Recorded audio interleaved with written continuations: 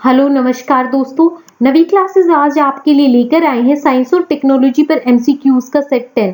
अगर आपने अब तक पुराने सेट्स नहीं देखे हैं तो आप उनको चैनल की प्लेलिस्ट में जाकर वॉच कर सकते हैं। और अब तक आपने अगर चैनल को सब्सक्राइब नहीं किया है तो चैनल को सब्सक्राइब कर लीजिए ताकि आपको आने वाली हर वीडियोस की नोटिफिकेशन मिलती रहे। तो चलिए बढ़ते हैं इस सेट के डिस्कशन की तरफ। क्वेश्चन फर्स्ट हमारा है, Fortran is a language of dash. आपको बताना है जो फॉर्ट्रन लैंग्वेज है वो किस चीज के लिए है। Option A application software, option B system software, option C both of the above and option D none of the above. तो जो राइट आंसर इसका है वो है आपका ऑप्शन बी सिस्टम सॉफ्टवेयर। देखिए फॉर्ट्रन जो है it stands for formula translation. इस लैंग्वेज को डिजाइन करने वाले थे जॉन बेकस। फॉर्ट्रन जो है ये एप्लीकेशन सॉफ्टवेयर और कंप्यूटर हार्डवेयर के बीच की लेयर का काम करती है। बढ़ते हैं नेक्स्ट क्वेश्चन की तरफ। क्वेश्चन सेकंड है, who among the following greatly popularised the use of number system. आपको बताना है कि जो ऑप्शंस आपको दिए गए हैं इनमें से नंबर सिस्टम को ज्यादा पॉपुलराइज करने वाले कौन थे। Option A Arabs, option B Europeans, option C Afghanis and option D Mauryans. तो जो राइट आंसर इसका हो जाएगा वो है आपका option A Arabs. Number system यानी कि जो हमारी भारतीय अंक प्रणाली है इसको पश्चिम देशों में हिंदू अरबी अंक प्रणाली के नाम से भी जाना जाता है। ऐसा इसलिए है क्योंकि यूरोपीय देशों को इस प्रणाली का ज्ञान अरब देशों से प्राप्त हुआ था, जबकि अरब देश जो हैं उनको यह ज्ञान भारत से मिला था। भारतीय अंक प्रणाली में 0 से लेकर 9 तक यानी कि कुल 10 अंक होते हैं और यह संसार की सबसे अधिक प्रचलित अंक प्रणाली है। बढ़ते हैं नेक्स्ट क्वेश्चन की तरफ जो कि है क्वेश्चन नंबर 3।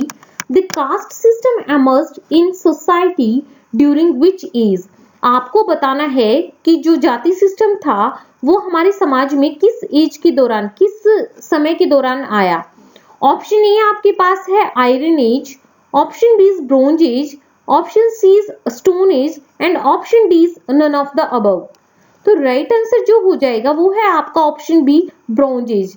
देखिए 1500 बीसी तक हमारी ब्रोंज एज थी, उसके बाद जो आयरन एज है वो आई थी।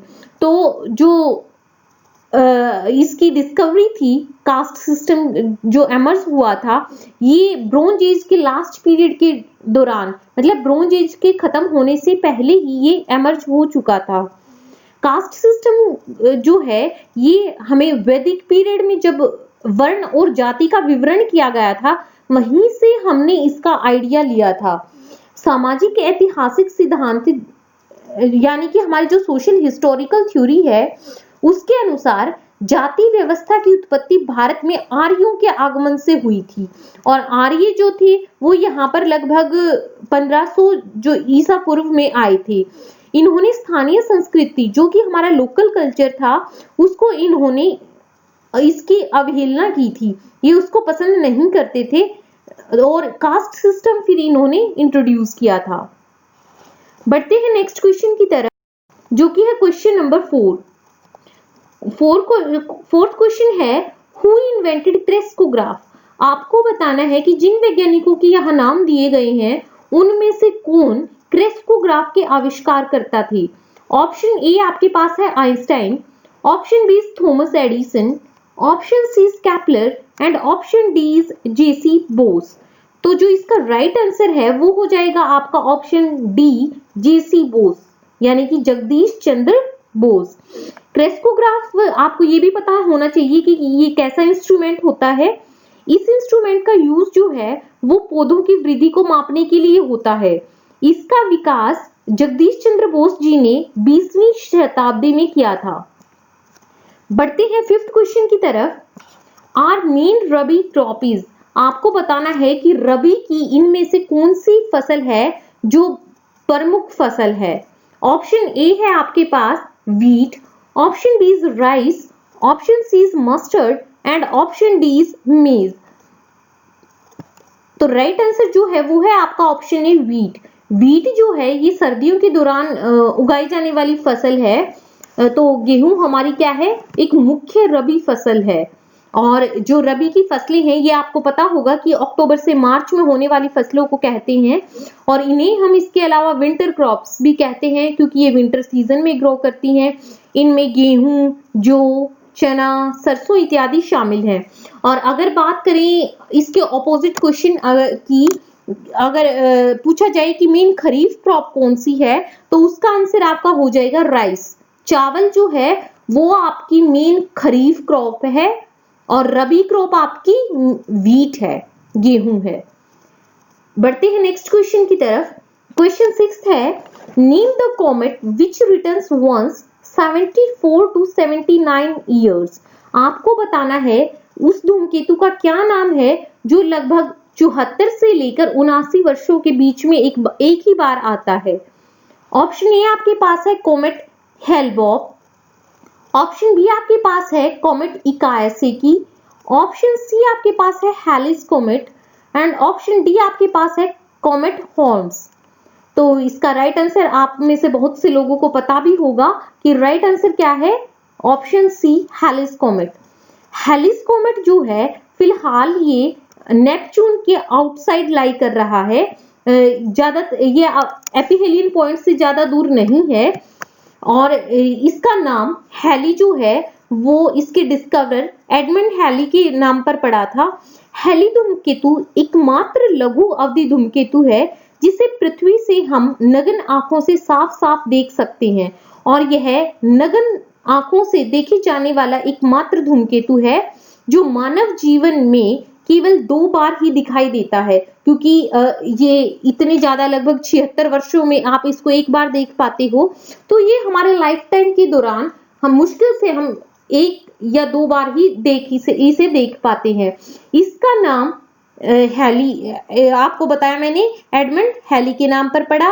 और आपको ये भी पता होना चाहिए कि लास्ट टाइम इसे जो है वो 1986 में देखा गया था। हैली कॉमेट को लास्ट टाइम 1986 में देखा गया था। बढ़ते हैं नेक्स्ट क्वेश्चन की तरफ। क्वेश्चन 7 है, which adrenal medullary hormone increases heart beat and respiratory rate. आपको बताना है कि कौन सा हार्मोन है जो हार्ट बीट और हमारे जो श्वसन क्रिया है उसके रेट को बढ़ाता है। ऑप्शन ए आपके पास है एपिनेफ्रिन, ऑप्शन बी आपके पास है नोरेपिनेफ्रिन, ऑप्शन सी आपके पास है इंसुलिन, या ऑप्शन डी एल्डोस्टेरोन हार्मोन। तो आपका सही आंसर जो हो जाएगा वो है आपका ऑप्शन ए एपिनेफ्रिन। एपिनेफ्रिन इसे हम एड्रेनालाइन हार्मोन भी कहते हैं। यह मुख्य रूप से कार्डिक आउटपुट को बढ़ाने में और रक्त में ग्लूकोज के स्तर को बढ़ाने के लिए कार्य करता है। बढ़ते हैं 8th क्वेश्चन की तरफ। Who wrote the book De Philosophia Naturalis Principia Mathematica? आपको बताना है कि फिलॉसफी नेचुरलिस प्रिंसिपिया मैथमेटिका किताब के लेखक कौन है।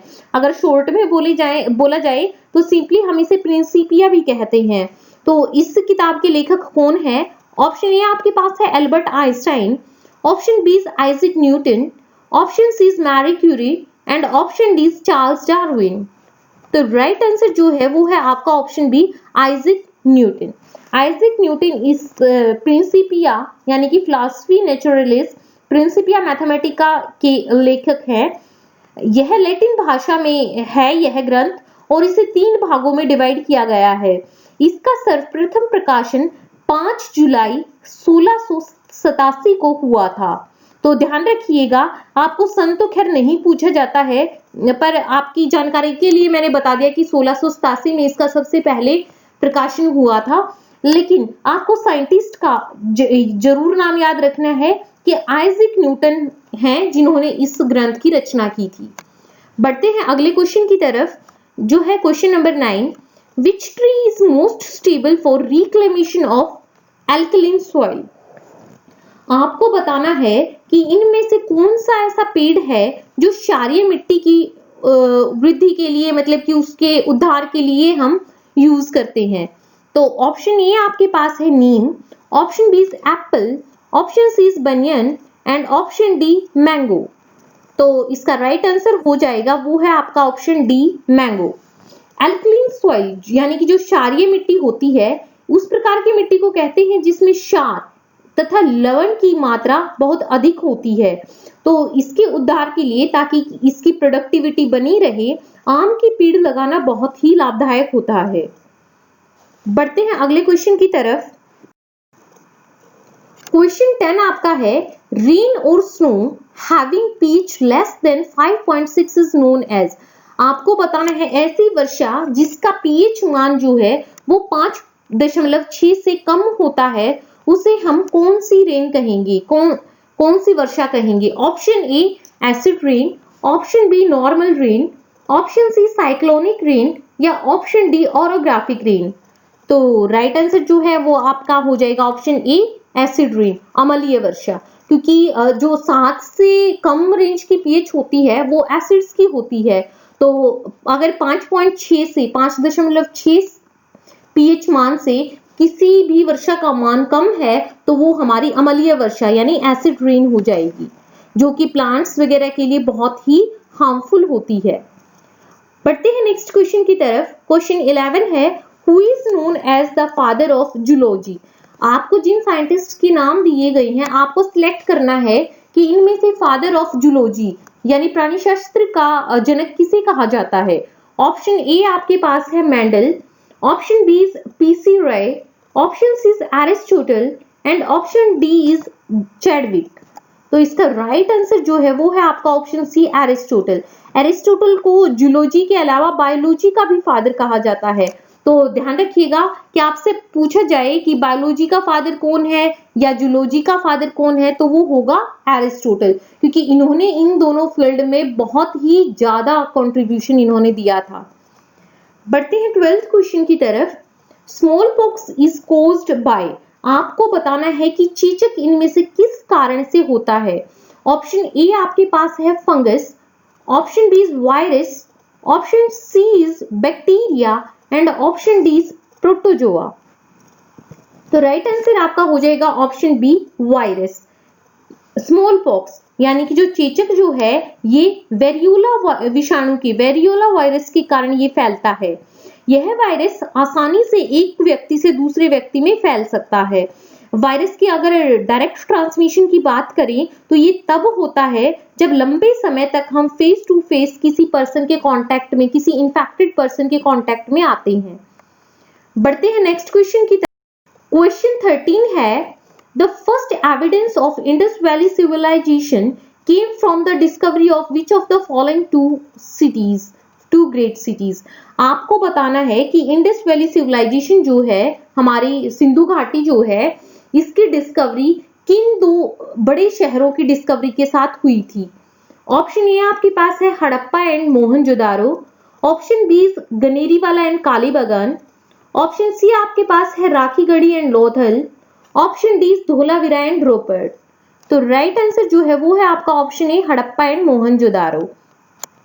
वैसे तो बाकी जितने भी ऑप्शंस थे आपके ए बी सी डी चारों ही ऑप्शंस में जो सिटीज दी गई हैं ये सारी ही सिटीज इंडस वैली सिविलाइजेशन से बिलोंग करती हैं। लेकिन अगर बात करें कि सबसे पहले जो दो सिटीज डिस्कवर हुई थी वो थी हड़प्पा और मोहनजोदारो। इंडस वैली सिविलाइजेशन की पहचान सबसे पहले 1921 में पंजाब क्षेत्र के हड़प्पा में और फिर 1922 में मोहनजोदारो में सिंधु क्षेत्र में सिंधु नदी के पास हुई थी। तो ध्यान रखिएगा कि जो सिटीज हैं, जो टू ग्रेटर सिटीज आपसे पूछा जाता है वो बहुत ही कॉमन है ये क्वेश्चन, तो हड़प्पा और मोहनजोदारो हैं। बढ़ते हैं 14th क्वेश्चन की तरफ। Who postulated the theory of natural selection. आपको बताना है कि नेचुरल सिलेक्शन की थ्योरी ये सिद्धांत इनमें से किसने दिया था। Option A Niels Bohr, option B Louis Pasteur, option C Charles Darwin and option D is Robert Boyle. Right answer जो है वो है आपका ऑप्शन सी चार्ल्स डार्विन। आपको मैंने पहले भी एक सेट में इस टाइप का क्वेश्चन आया था कि थ्योरी ऑफ इवोल्यूशन के रिगार्डिंग जो था, तो जो थ्योरी ऑफ इवोल्यूशन थी उसका जो एज ए एग्जाम्पल इन्होंने लिया था, तो नेचुरल सिलेक्शन को लिया था। इसी के आधार पर इन्होंने थ्योरी ऑफ इवोल्यूशन को भी डिस्क्राइब किया था। तो नेचुरल सिलेक्शन या थ्योरी ऑफ इवोल्यूशन की जब भी बात आती है तो सबसे ऊपर चार्ल्स डार्विन का नाम आता है। तो ध्यान रखिए कि थ्योरी ऑफ नेचुरल सिलेक्शन के जो आविष्कार करता थे वो थे चार्ल्स डार्विन। लास्ट क्वेश्चन की तरफ बढ़ते हैं। क्वेश्चन 15 हमारा है, INSAT 1b orbits the earth every dash hours. आपको बताना है कि इनसेट 1b जो है वो कितनी देर में अर्थ का चक्र लगाता है। ऑप्शन ए आपके पास है 9 आवर्स 30 मिनट्स, ऑप्शन बी आपके पास है 8 hours and 15 minutes, option C आपके पास है 6 hours and 45 minutes and option D आपके पास है 10 आवर्स एंड 15 मिनट्स। तो राइट आंसर आपका हो जाएगा इसमें option B 8 hours and 15 minutes. INSAT 1b जो है ये पृथ्वी की परिक्रमा प्रत्येक 8 घंटे और 15 मिनट में करता है। इसे वर्ष 1983 में लॉन्च किया गया था। इसकी भूस्थैतिक कक्षा 74 डिग्री पूर्व के देशांतर पर है। तो इसी के साथ हमारा ये आज का जो डिस्कशन था वो यहीं तक था, और फिर मिलेंगे किसी और नई सेट के साथ। तब तक आपको क्या करना है कि जो भी हमारे पुराने सेट्स थे, जो भी हमने पुरानी वीडियोस डाली हैं, वो भी आपके लिए इतनी ही महत्वपूर्ण है जितनी कि ये वीडियो है। तो उन सारी वीडियोस को आप वॉच कीजिए। तो फ्रेंड्स, इस वीडियो को वॉच करने के लिए आपका बहुत बहुत धन्यवाद। उम्मीद है मुझे कि आपको डिस्कशन पसंद आया होगा। तो आप इस वीडियो को लाइक देना ना भूलें और इसको अपने फ्रेंड्स के साथ, अपने और भी बच्चों के साथ, अपनी फैमिली के साथ शेयर करें। और अब तक अगर आपने चैनल को सब्सक्राइब नहीं किया है तो चैनल को सब्सक्राइब करना ना भूलें। Thank you.